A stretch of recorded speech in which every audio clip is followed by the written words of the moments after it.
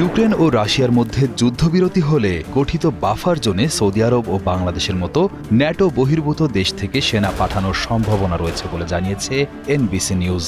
বাড়তি নিরাপত্তা নিশ্চিত করতে এই পরিকল্পনা নেওয়া হচ্ছে। ৫ সেপ্টেম্বর শুক্রবার প্রকাশিত প্রতিবেদনে বলা হয়, এই বাফার জোনের নেতৃত্বে থাকবে যুক্তরাষ্ট্র। বিষয়টি সম্পর্কে অবগত ৪ জন কর্মকর্তার বরাত দিয়ে এনবিসি জানায়, মূল উদ্দেশ্য হল ভবিষ্যতে রাশিয়ার সম্ভাব্য হামলা থেকে ইউক্রেনকে সুরক্ষা দেওয়া। তবে এনবিসির খবরে উল্লেখ করা হয়েছে, রাশিয়া ইউক্রেন সংঘাতের অবসান বা দুই দেশের প্রেসিডেন্টকে আলোচনায় বসানো নিয়ে ডোনাল্ড ট্রাম্প ক্রমেই হতাশ হয়ে পড়ছেন।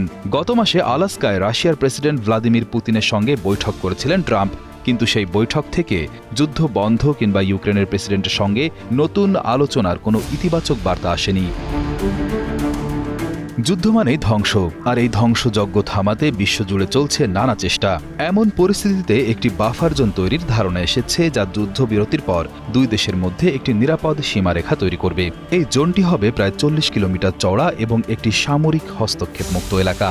এর ফলে দুই দেশের সেনারা একে অপরের থেকে দূরে থাকবে এবং নতুন করে কোনো সংঘাত শুরু হওয়ার সম্ভাবনা কমে যাবে। প্রতিবেদনে আরও বলা হয়েছে, প্রকাশ্যে খুব কম দেশই এখন পর্যন্ত যুদ্ধবিরতি চুক্তির অংশ হিসেবে ইউক্রেনে স্থল সেনা পাঠানোর প্রতিশ্রুতি দিয়েছে। ইতোমধ্যে যুক্তরাষ্ট্র স্পষ্ট করে জানিয়েছে তারা সেনা পাঠাবে না। বাংলাদেশ বা সৌদি আরবের মতো দেশগুলো থেকে সেনা পাঠানোর কথা ভাবার কারণ হল, দেশগুলো ন্যাটোর সদস্য নয়। যেহেতু রাশিয়া ন্যাটোর সম্প্রসারণকে নিজেদের নিরাপত্তার জন্য হুমকি মনে করে, তাই ন্যাটো বহির্ভূত দেশগুলোর সেনারা এই শান্তি মিশনে অংশ নিলে রাশিয়ার আপত্তি কম হতে পারে। বাংলাদেশ এবং সৌদি আরব উভয়ই আন্তর্জাতিক শান্তিরক্ষায় তাদের ভূমিকার জন্য পরিচিত। বাংলাদেশের সেনারা জাতিসংঘের বিভিন্ন শান্তিরক্ষা মিশনে সফলভাবে কাজ করে সুনাম অর্জন করেছে।